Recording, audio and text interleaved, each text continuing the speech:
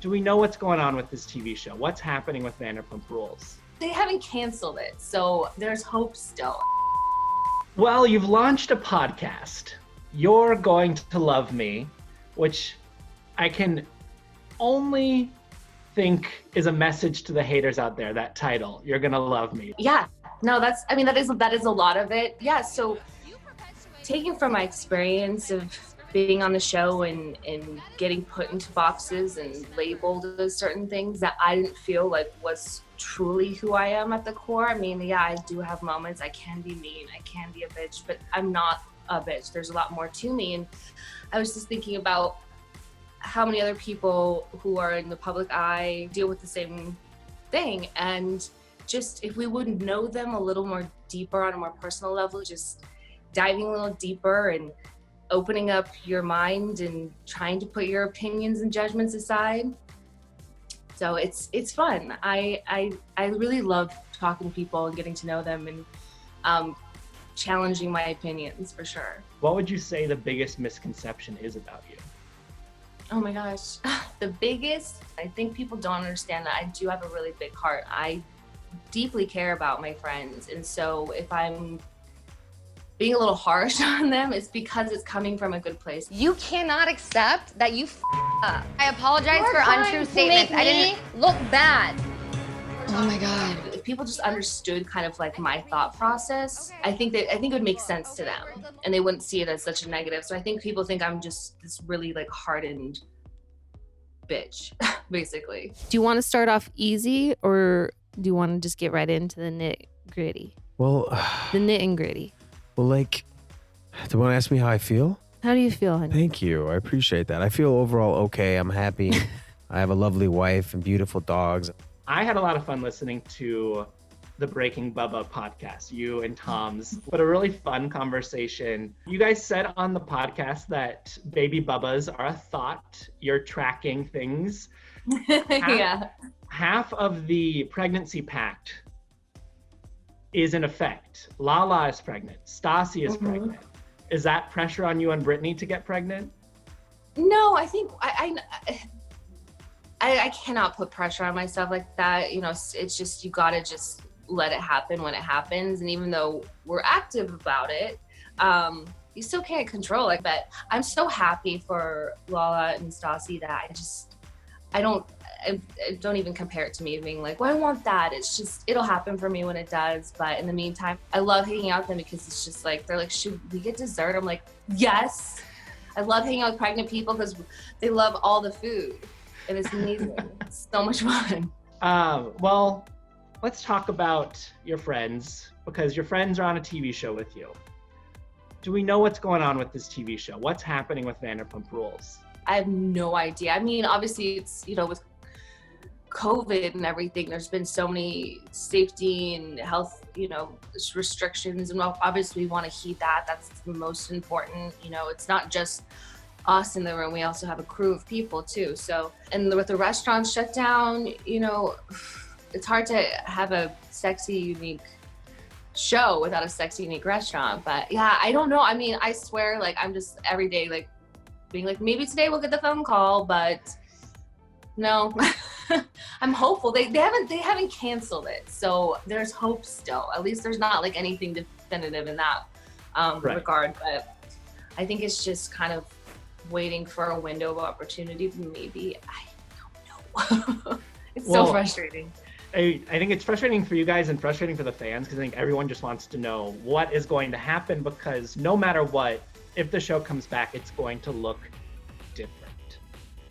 Two big exits. Stassi and Kristen are not going to be a part of the show. And I feel like we've had people leave the group before, and the season comes back and it's like, it's not really a big deal because they weren't integral to the group or to the story. This is different. Do you at all have any idea of how you guys would approach having that big role now? And I try to picture what it's going to look like now, and it's a little like, it's weird. Yeah, it's definitely going to feel different and look different, but it's not like they're not a part of my life, you know? So it's going to be weird to have this part of my life that was very much on the show, not on the show anymore. But I think it's just I guess we'll cross that bridge when we get there. I try not to think about it too much because I don't even know if we still have a show, but obviously, yeah, it'll feel weird. It'll have to be addressed in some way, and I think people understand why it happened, but we have been so invested in your guys' life for so many years, and I feel like so many things are happening right now between Stassi's pregnancy and then the three of you, the witches, are back in action. You're friends again, and we're not going to get to see that journey. Yeah, it's crazy, but I mean, I didn't know what it would take for Kristen and I to come back together as friends, but I guess it was this. Yeah, it's a bummer. How are Stassi and Kristen doing? It was hard for a while, but I think they're just trying to focus on, the future and what that looks like for them, and trying to stay positive and not look back, but look forward and do the work that we're all doing, and yeah, I don't know. I mean, there's not much to say. I can't really speak for them, and I know feel it's right to, but you can imagine how it was for them. But they're taking it in stride and definitely, holding themselves accountable. Mm-hmm. I do think it would have been an interesting journey to see them have to come back from that on the show, to explore these things on TV. Like, I think there could have been an opportunity to do that, and maybe that's, there's the whole call for like Jax needs to be held accountable too, but maybe that's the journey we'll watch him go on, is facing some of the past. Yeah, I know. Why do you laugh at that? Yeah. Just because there's only one Jax Taylor, He's his own breed. An interesting part of the conversation that I've seen is, if you go back and watch the finale in hindsight of last season, you guys all leave Tom Tom and it almost looks like a series finale. It plays weird knowing what happened after. I totally agree, because I remember watching that being like, this feels so final. What the hell? I cried. I was just like, this is really heavy. Like, normally I feel like our seasons always end on like a happy note, like it all works out. Lisa's, being like, we're friends, we gotta stick by each other, and it's all this like full circle kind of thing. And this time it was just like, oh. But it was good. I thought it was a really great finale, but yeah, it felt very final. I was like, right. What does this mean? Should the show come back, the Black Lives Matter movement is going to have to be something that's talked about, because it's part of the reason why the show's different. And you and Ariana were actually the two people last season who were upset by the police prank. What kind of conversations would you like to see happen on the show around that subject? I think it's, we do have a responsibility to shine a light into all the blind spots that we've had, really own and recognize that, and unlearn those things that have been, inherently built into us. I think it's about being aware of our privilege and trying our best to understand. So I think it's just about how we're doing that in our own lives. Have you been having those kind of conversations already within the friend group? Oh yeah, totally. I mean, I feel like it's impossible not to. It's really necessary. So, but it's all been good. Everyone is, I think, putting themselves through the paces and doing the work, even if it's not, being shown out there. All right, I have some burning questions about your time on Vanderpump Rules. You go back to that pilot episode. That Katie Maloney says her dream is to work at or run a record label. I love working at SUR, but ultimately I want to have my own record label and not have to sling food and drinks to pay my rent. Was that a real dream? Yeah, before the show started, I had interned at Warner Brother Records in the A&R department. I was trying to find a job in like a publishing or licensing house somewhere in LA before the show happened, and then I wasn't having any luck, and then the show got presented, so I was like, well, I guess I'll go try this out since the other stuff hasn't happened. But no, it was a real dream of mine, but I've had lots of those. Maybe one day though, you never know. It's never too late. Podcasting is getting you into that space. You're now in the audio space, so you're not that far off. Yeah, it's true. That is true. Pucker and Pout. What happened? What's going on? Oh yeah. God, Pucker and Pout was such like a little like love child of mine for so many years, and I had so much fun creating that, and I loved, sharing my little beauty hacks and tips and secrets. But it got to a point where it was kind of like blogs were like falling off a little bit, apps were becoming more popular, and so it was just kind of like I didn't know.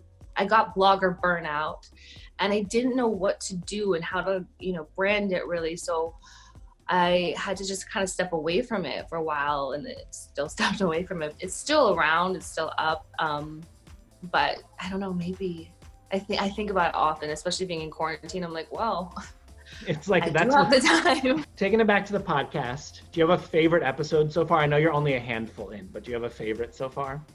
Oh, Sarah Nicole Landry. We talked about, loving yourself and loving your body and body confidence and body neutrality and all of that. And it was such a great conversation. And she's just such an inspiration. Like her content that she puts out on Instagram, it's just like feel good content. She's just like, I don't give a I've tried to start following more people like her, so that way the content I am seeing is good for me, You've shared your health journey recently, and I feel like your body is something people felt like they had ownership over and that they could talk about for as long as you've been on Vanderpump Rules. Is sharing where you're at now part of that same journey of following accounts that are promoting kind of a healthier mindset when it comes to healthy living? Yeah, I think that's absolutely part of it.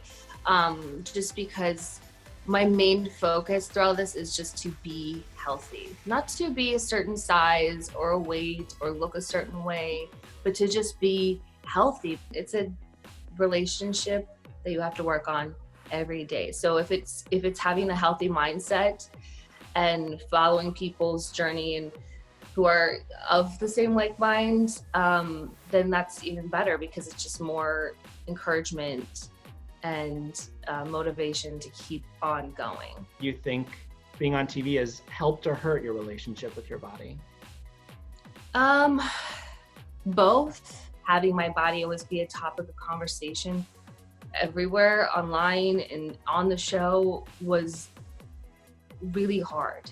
And so that's when it was hard. But having gone through that has helped me now. So it's both. I don't regret it. That's for sure. That's good. All right. Dream guest. Who's on the bucket list for the show? I'd love to have on Rihanna, obviously. I'd love to have on like Chrissy Teigen, just because she's so hilarious. I just would feel like I laugh the whole time, but also want to she shares so much, but I feel like I still have a lot of questions too about her growing up and the life before we knew her as Chrissy.